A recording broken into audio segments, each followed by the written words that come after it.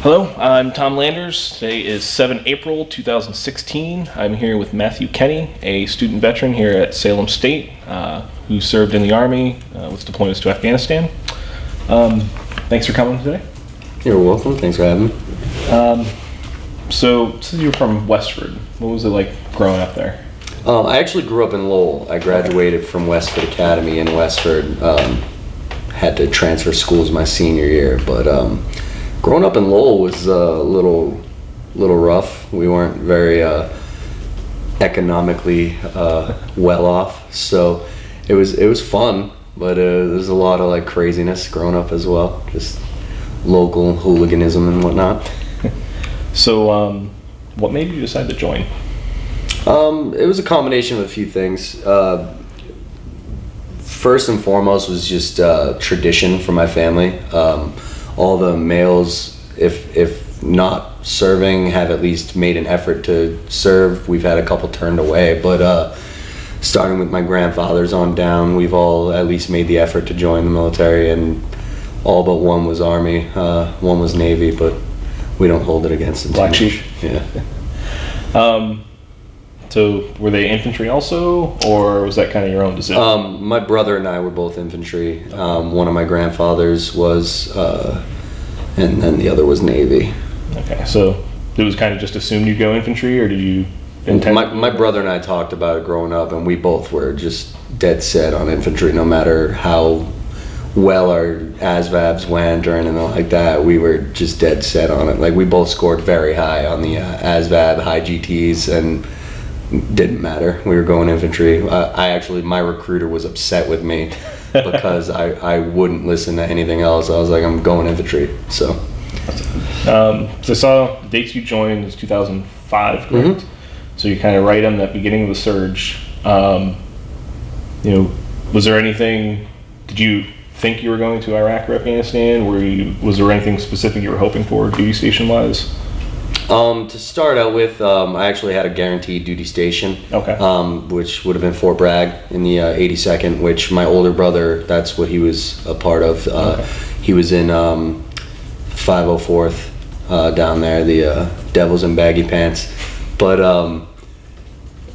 I ended up, I was pretty certain I'd be going overseas. The day I shipped out to basic training, actually, he ended up flying into Boston on his mid-tour leave from Afghanistan. Okay. So we actually crossed paths at the airport and like gave each other a hug, wished each other luck, and then I went to basic and he was going home to hang out with family.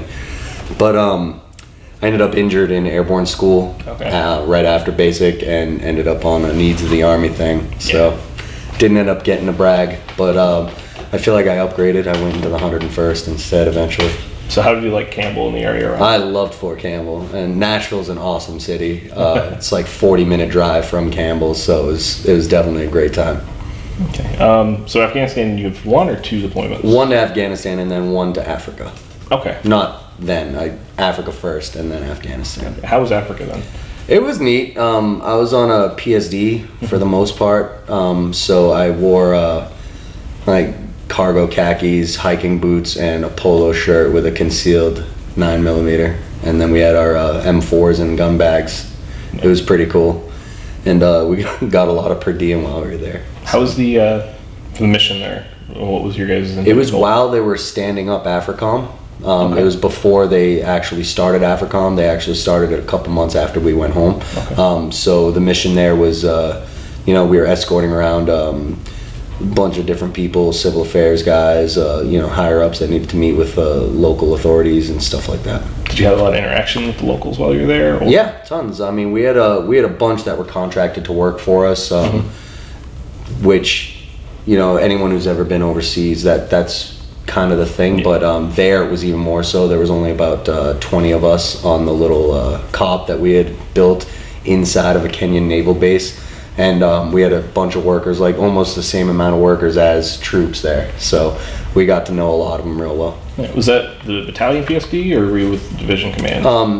It wasn't either. This was before I was in the 101st. This was actually when I was in the old guard. When I went needs of the Army, high GT, tall guy. So ended up working in Arlington for a little while.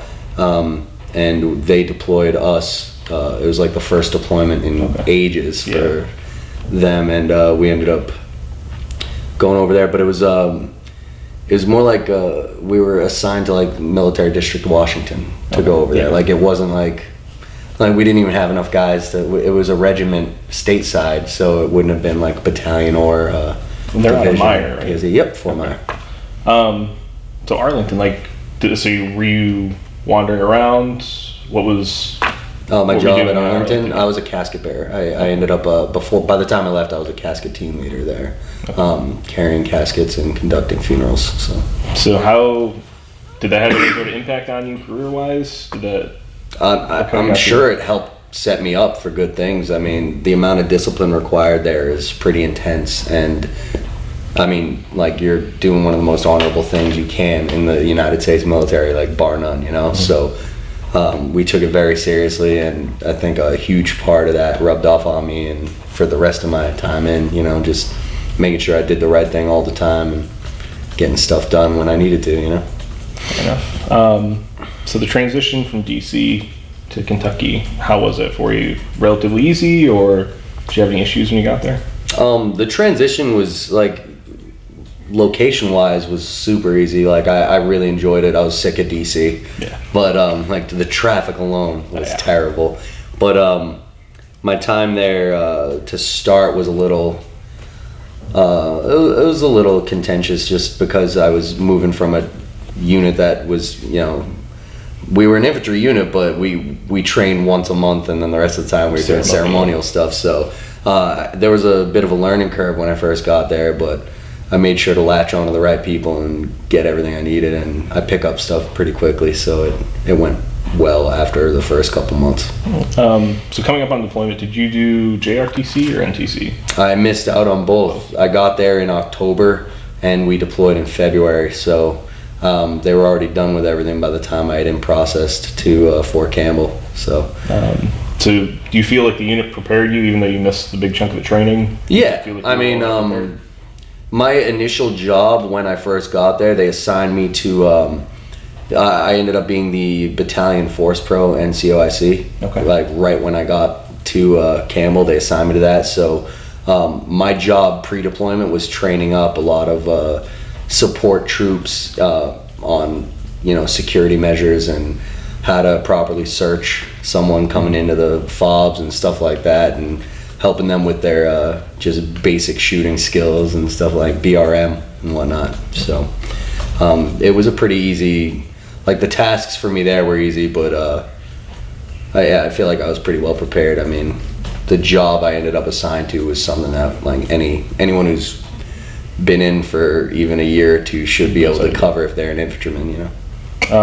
And what unit was it at Campbell that you were in? I was in the Rockets, 3rd Brigade. Okay. So I'm assuming you guys went through Kuwait on the way there. No, we flew through Kyrgyzstan. Okay.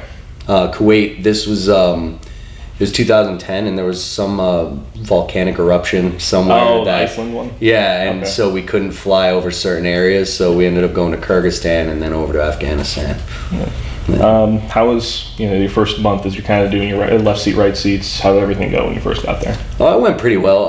I was on the Advon team that went over just so I could get the Force Pro transition taken care of well, and you know, the left seat, right seat thing didn't really happen very well. My counterpart from the unit we were replacing, I met up with him for like a day, went through his routine for the day, and then that was pretty much it. His unit basically pulled him and was like, all right, you're good.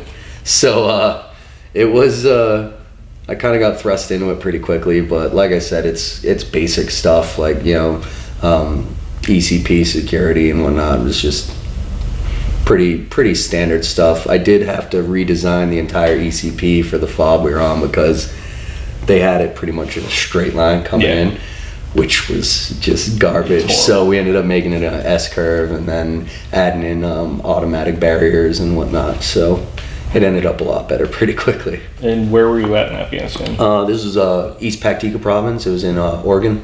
Okay. We were at Fob Oregony. So tell me about the deployment itself. What was like a typical day? How did everything work out for the unit?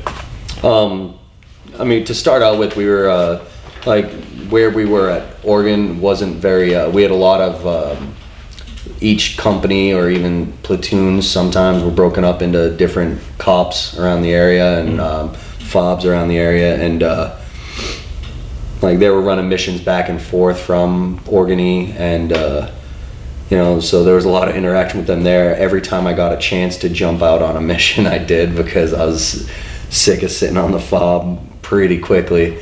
And that was pretty much for about the first half of the deployment. Like, you know, I'd be on the fob making sure the guys I had scheduled to be places were at them, and that was pretty much it to start with. I'd jump on any convoy that I could get on for at least a day as soon as I had a chance, and then when I went on mid-tour leave, when I came back, right before I left, I used my sergeant major's open door policy, and I was like, look, this isn't helping my development as an NCO right now. I really need to get to a line unit and, you know, at least take over as a team leader somewhere so I can get that experience, you know. So he set up so that as soon as I came back from mid-tour, I linked up with a line company and actually got to be a part of going out on missions, like, legitimately. So yeah. Did you intend on making a career of it, or was this a short term, see what happens? That was my intentions. After my initial enlistment, I did re-enlist, and I did plan on being in lifer, you know, but you know, other things happened. Fate had other plans. I got injured a little bit and ended up not being able to remain in the infantry. And once that was taken off the table, there was no way I was going to reclass. That wasn't what I foresaw when I joined. I wanted to be an infantryman, you know. So as soon as that all came up, I basically was like, all right, I'm just going to finish out this tour and then go home, you know. And when you came home from mid-tour from that deployment, were you married at the time? Or? Yes, I was married when I returned from the deployment overall, and for about another couple years after that. Ended up separating early 2012, about a year after I got back from Afghanistan. So. Okay, and you remarried now, or no? No. No. Taking my time with that. Nah, I don't blame you. So how, for mid-tour at least, how was everything with that, relationship-wise, family-wise? Mid-tour was great. Had a great time. You know, just got home, got to spend time with a ton of different people that I hadn't seen in a while. I mean, even when I was stateside, I didn't make up to Massachusetts all that often, so it was really great. Yeah, I got to see all my siblings and my son and my wife at the time, and, you know, all her family, my family. It was a good time. So during leave, did you kind of feel a little bit of anxiety, you know, when you had to go back? Yeah, a little bit. Like, I tried to ignore it for the most part, and then just pretty much the night before I was heading back, I didn't sleep. Like, my ex-wife and I, we got a hotel room, and she passed out, you know, at like 10, 11 at night, and I was just up all night. I ended up going for a walk for a while, and ended up actually running into my former brother-in-law at there's like a Chili's like half a mile from the hotel, and I walked in there, and he came in with a bunch of his friends. Like, I walked in, I was just gonna have a beer and like just hang out for a little while, watch some TV or something, but he came in, so I ended up chatting with him for a bit. But yeah, just stayed up the whole night before, just thinking about stuff, you know. Yeah. While you were deployed, how was communications with back home? Did you have regular opportunities, internet? Yeah, it was pretty good. Initially, like, I was at, you know, battalion level FOB, so it was pretty good to start with. The second half of the deployment, it ended up getting a little more spotty. We actually had we went from East Paktika, you know, RC East, down to RC South. It's the longest GAC in the history of the war in Afghanistan. We drove from FOB Salerno down to Kandahar Airfield, and then you know, stopped there for a few days, got a little more training, and then pushed out from there to FOB Ramrod, actually. Great name. And we were part of the crew that had the Horn of Panjwai hadn't been occupied since like a year into the Afghan war. because people there just got like slaughtered, and we were the guys that ended up taking it back over. So they literally, like, we had that, my battalion drove from RC East to RC South, and then went into the Horn of Pandway and spent about 60 days outside the wire straight on the Horn of Pandway, just occupying these like towns basically. It was pretty cool, but so we didn't have a lot of communication while we were out there, but for the most part it was good. Like while we were on the larger fobs, it was pretty easy to get a hold of people, but otherwise, I mean, you know, obviously outside the wire you don't ever, but we had like 2 months straight where we were out of contact with everyone. So so as far as your unit's mission in Afghanistan, how keyed into it were you? Were you aware of like at battalion and brigade level what was going on, or was it more of just a focus at platoon level? When I was at Oregon, when I was at the battalion level, I was pretty well tuned into everything. But I mean, once I split out, it was platoons. You know, like while I was there, I knew what was going on. I knew about missions before a lot of people did. You know, just because I was part of like the briefings every day that, you know, put out a lot of that info. But once I moved out, it was pretty much down to the platoon level, and like we were given broad mission parameters, and it was up to us to figure out how exactly we were going to do them a lot of the time. So we were a major part of it that way. But as far as like the overall picture of everything, we weren't really hugely cued in once I was split off onto a line unit. Now Afghanistan, like we've had a lot of issues with like the Afghani police turning, being infiltrated. Did you see any of that? No. How's your working relationship with the we Afghans? worked with the ANA a lot. Like when we actually went down to RC South, one of the things we did while we were at CAF was train up a bunch of them, and they ended up coming out with us when we took over Panjway. But the biggest issue we had with them was a lot of them are just idiots. Like they were not well trained, they were not disciplined, and there was a lot of times where we had to worry more about them shooting you than and accidentally, like friendly fire, not them turning. But for instance, there was one point where guys in my platoon, there was like an attack real quick. It was just like a lone shooter, maybe two. They never ended up seeing the guys, but so they were on high alert later that night, and we would run patrols out at night through the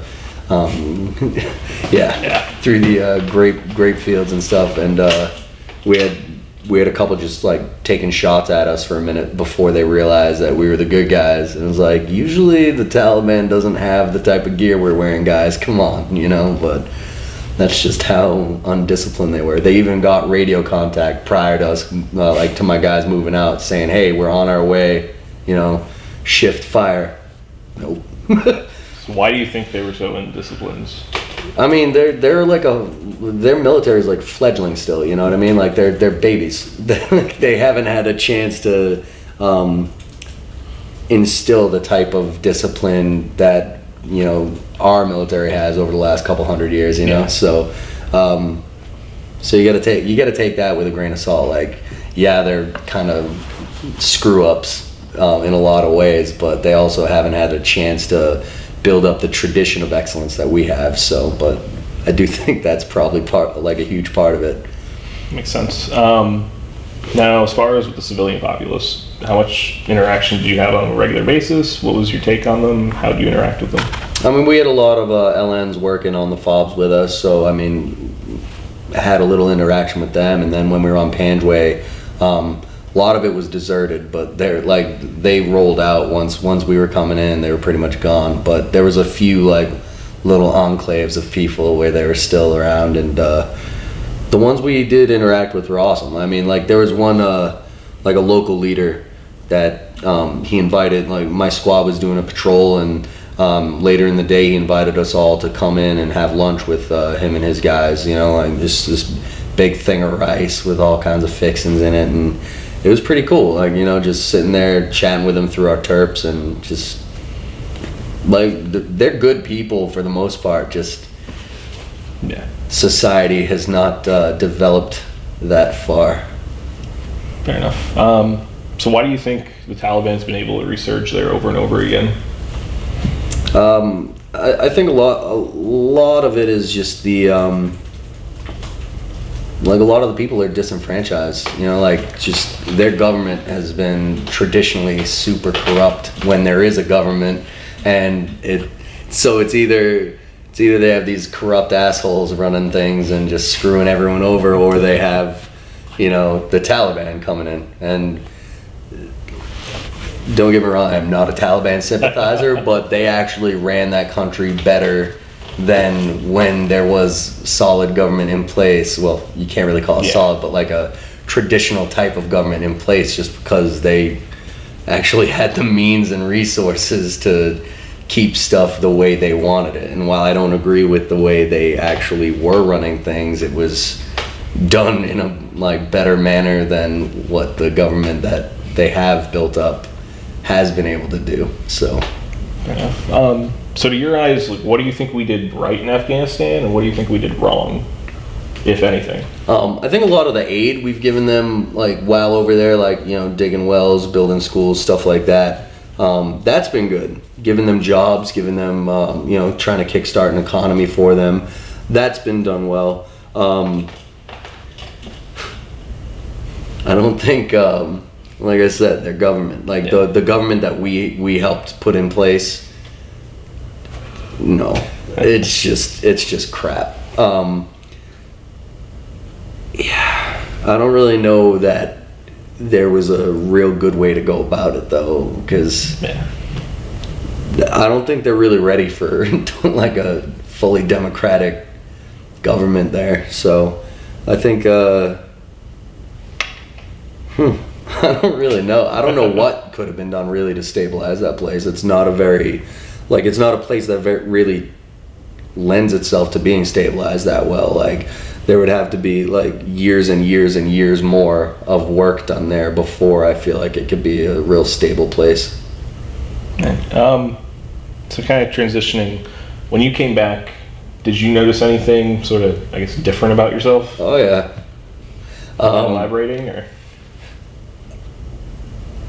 I know it's hard to tell now, but I was just super angry about a lot of things for a lot of time, and never used to really be a drinker, but that started up pretty hard when I got back, and used to be a real patient dude, and that's gone. Like, I have no patience for stupid anymore. Like, used to be real nurturing and bring people along, get them up to speed, and now I'm just like, I hate you. So working on it though, you know, trying to better myself a little bit, but yeah. What was like your family's feedback?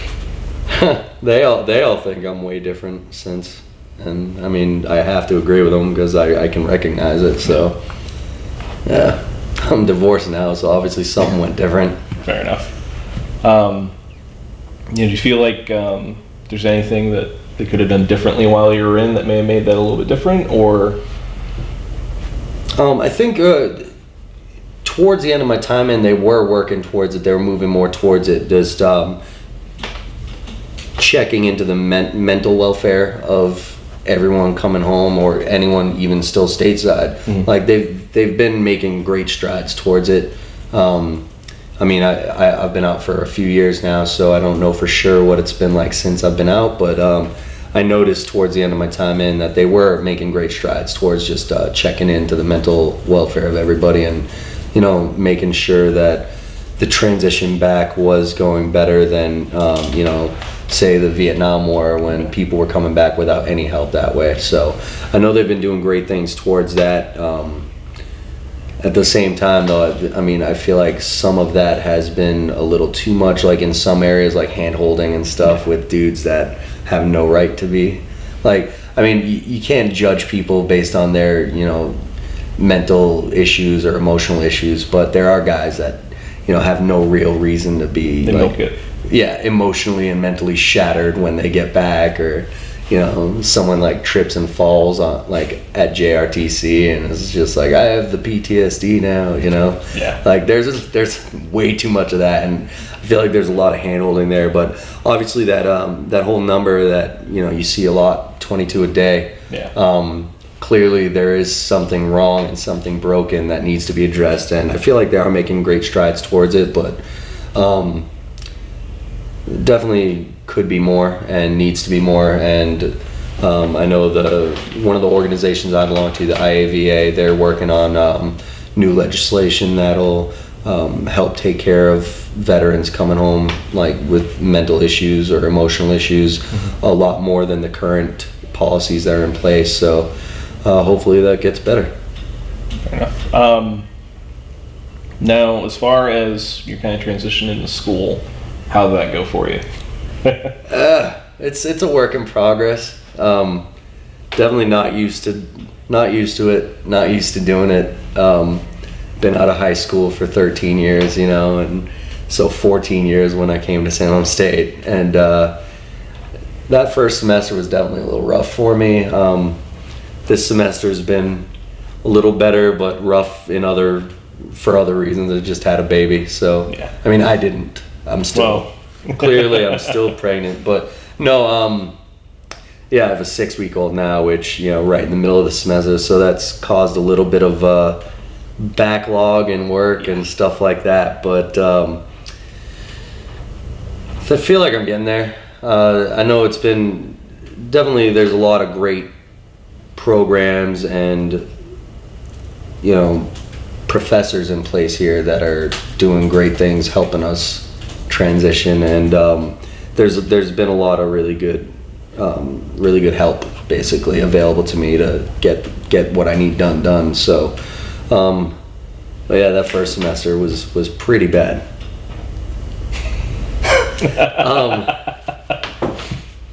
So yeah,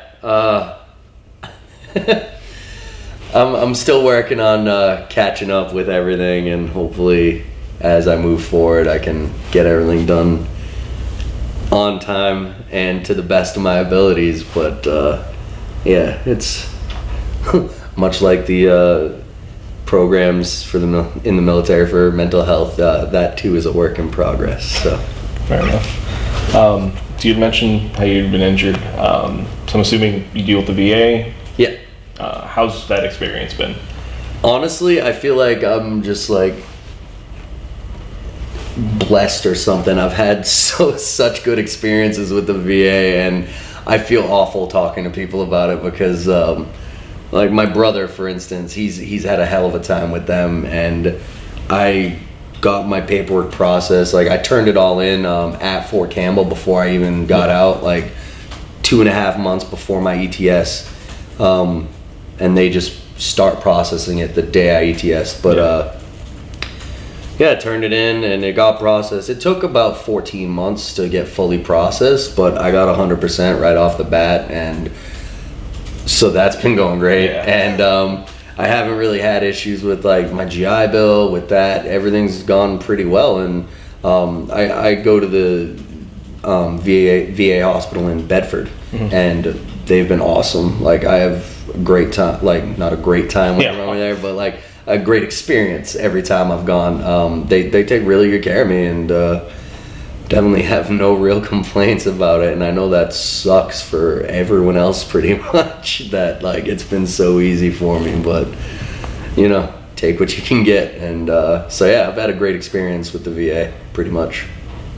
Fair enough. So the Army, DoD in general, they've been making a lot of changes lately. You kind of been keeping up with some of that? A little bit, yeah. So, like, for example, living in combat arms, what's your take?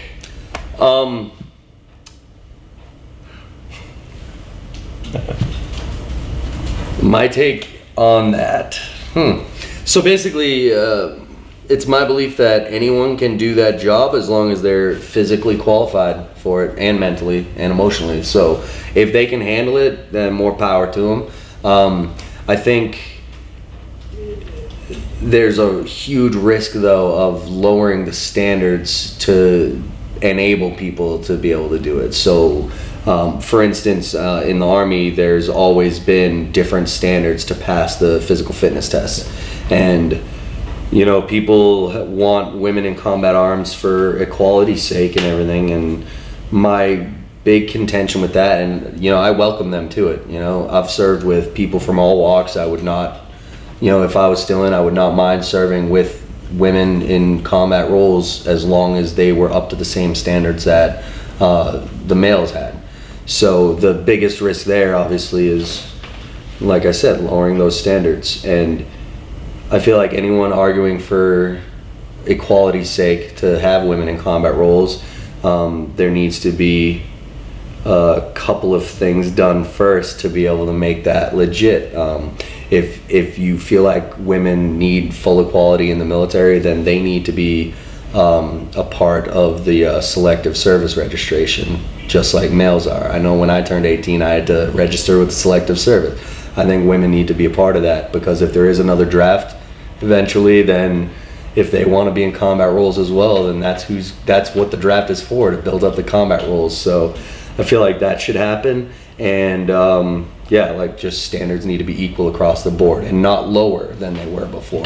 I feel like they need to be the same, if not more stringent than they were, because I noticed a lot of stuff slacking off before I even got out when this wasn't even an issue. So I think the standards need to be the exact same, and I feel like they need to be kept stringent. And the biggest thing you need to do for a combat role is to weed out the people that aren't physically or mentally able to do it. And so as long as the standards are the same, and as long as that selective service registration happens, then I'm all for it. If not, then it still wouldn't be equality. So if you say you're fighting for equality, then you need to be accountable for the same things that men are accountable for in those roles. And that's really the only way to make it truly equal. So kind of going back a little bit, because you had mentioned how you got back, you used alcohol a lot to deal with it. Oh yeah. Big thing you saw with a lot of guys. Yeah. Why do you think it was? It's a good form of escapism, and it's a legal form of escapism when you're still in the military, So anyone that's responsible enough to not, piss hot on a urinalysis, that's pretty much what you turn to. Although some guys just end up going the entire other way and running 20 miles a day and lifting weights all day, but that just wasn't me. No. Yeah. So it happens a lot. I mean, obviously, traditionally throughout the history, the military has been known as drinkers. It's like even back to the Vikings, the Viking Hall celebrations. It's you've got your mead and you've got your feast. So it's traditionally a thing that gets associated with the military, and it's pretty accurate. Now, I'm assuming that you've kind of weaned off to a point. Yeah. Is there anything that drove you to that, or did you just kind of recognize it? I knew it was getting to be an issue, and I've got kids, and I want to make sure I'm there for them and not dead of cirrhosis or something, prior to them being adults. So in your experience with the guys that you'd served with, you've been out, you stay in contact with a lot? Yeah, I do. Actually, last month or 2 months ago now, I was best man in a friend of mine's wedding. I had to go down to El Paso because he's stationed down there still. He's still in. So I was in his wedding, and I'm actually driving to Pennsylvania to visit another buddy of mine from another unit for his birthday. It's a surprise though, so he has no idea. His wife hit me up and was like, you need to come out for his birthday. So yeah, I stay in touch with a lot of them. I mean, some of the best friendships I've made in my life are those guys.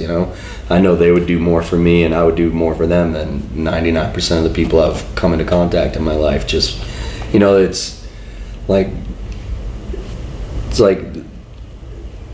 the complete opposite of most relationships these days.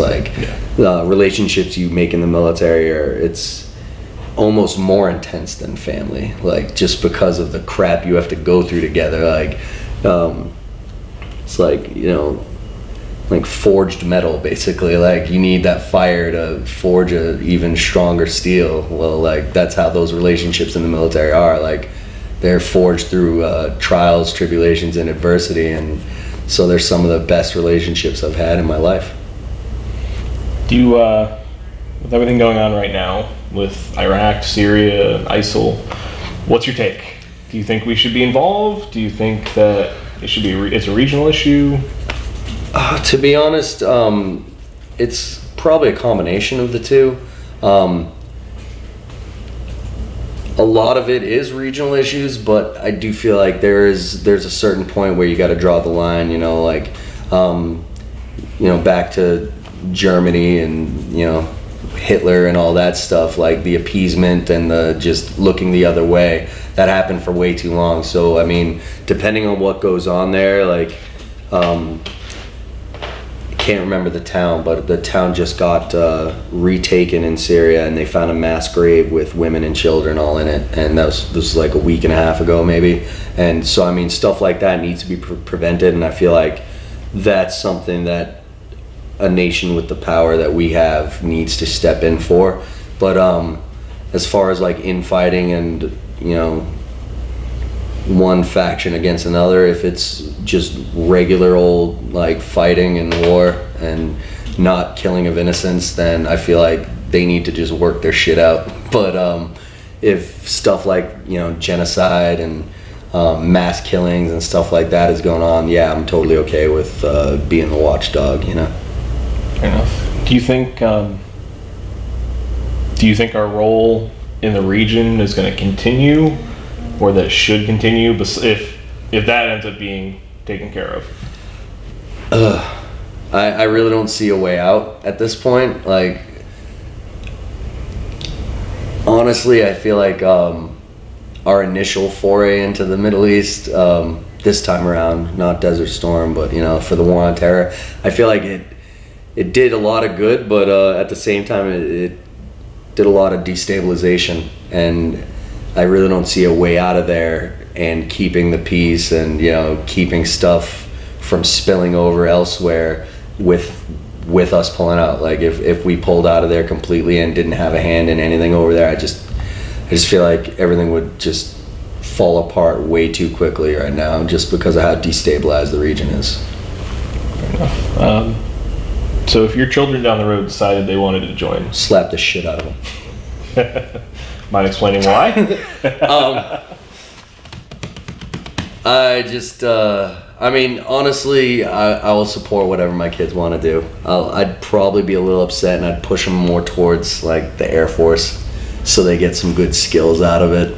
Because pretty much I'm set up to be a cop or a security guard after what I did, So I'd definitely push them more towards something that would give them a lot more technical skill that's translatable to the real world afterwards. But I would definitely sit down with them and have a talk about what they were getting themselves into, and try and help them see the light. But yeah, no, I mean, I have nothing against the military, but I want, like every parent wants better for their children than what they got, So I would hope that my children are geniuses and have scholarships to top tier colleges instead. Do you feel like the military prepared you enough for life outside of it? Or? Yeah. I mean,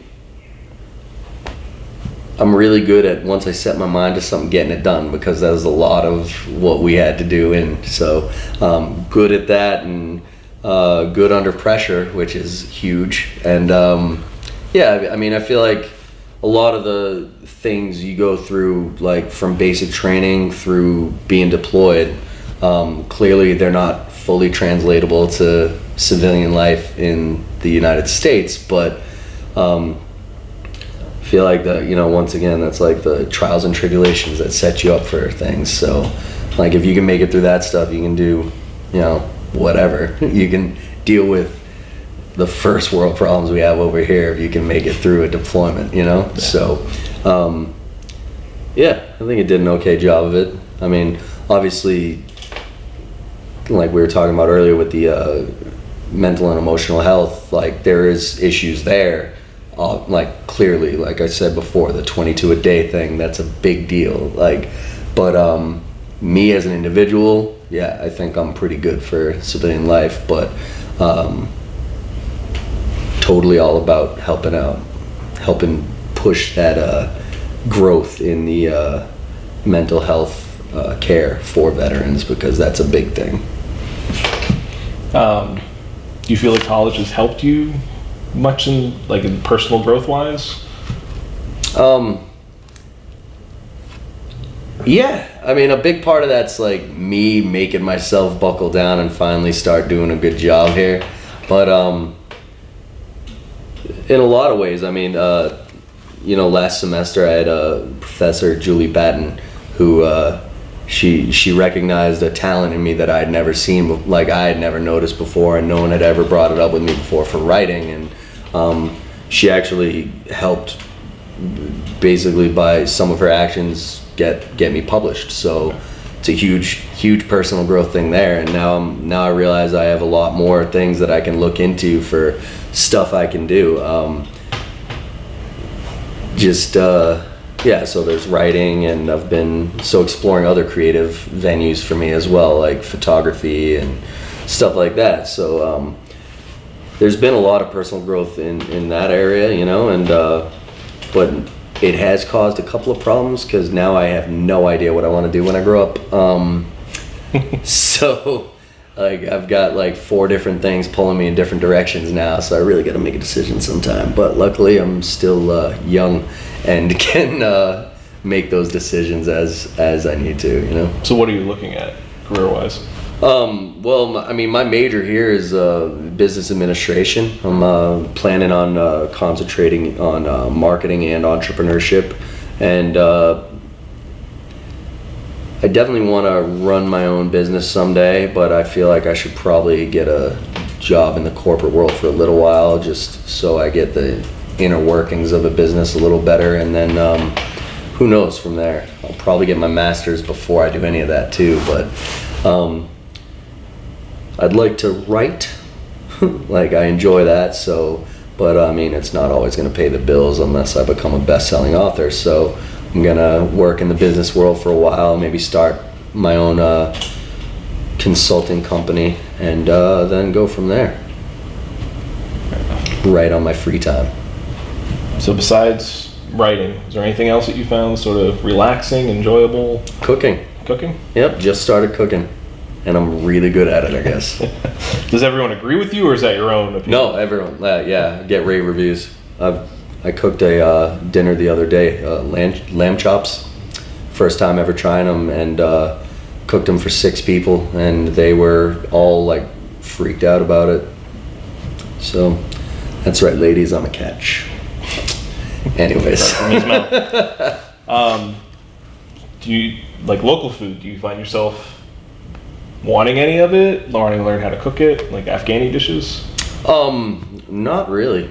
So no, Iraq, that was a big thing with a lot of people with kebabs. Right, yeah. Waffles, no, I mean, I love that type of food. I just like, I don't know. It's just not, I like the food. I just haven't thought about really cooking any of it. Maybe just the bread. That's about it. That flatbread's pretty bomb. That flatbread is awesome. Yeah, so, but other than that, not really. I mean, if I want good kebabs, I'll go get them from the food truck that's around the corner from my place. They do awesome kebabs. But yeah. So anything in particular, any story-wise, any thoughts about your service that you want to talk about? Not really. I mean, I'm definitely glad I did it. I know it's done some great things for me, both just maturity-wise and helping me out. Like, I mean, school's covered, which is a huge deal. And because I'm disabled, my children get free school now. So that's huge to me.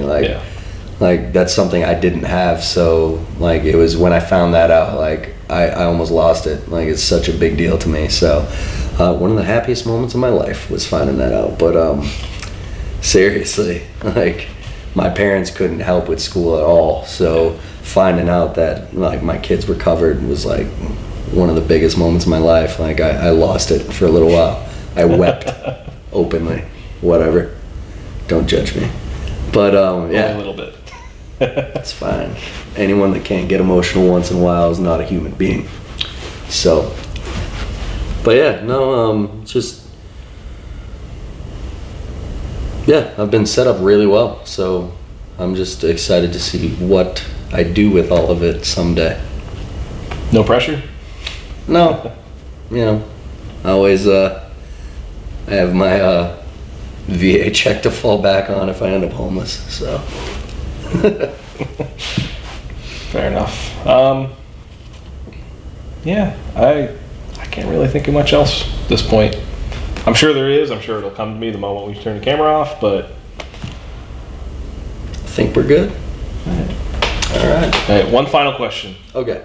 What do you think of Dr. Darian's class? Be completely honest. Is the camera on? This won't affect you as far as your final. Ooh. No, I'm actually enjoying it. I like history and the fact that we're doing pretty much all of it's covering, you know, like not military history, but like history having to do with the military is a huge thing for me. It's keeping me interested, which is cool. Have you learned anything else about yourself through history or about your service? Kind of put things in context, or no? Not a lot. I mean,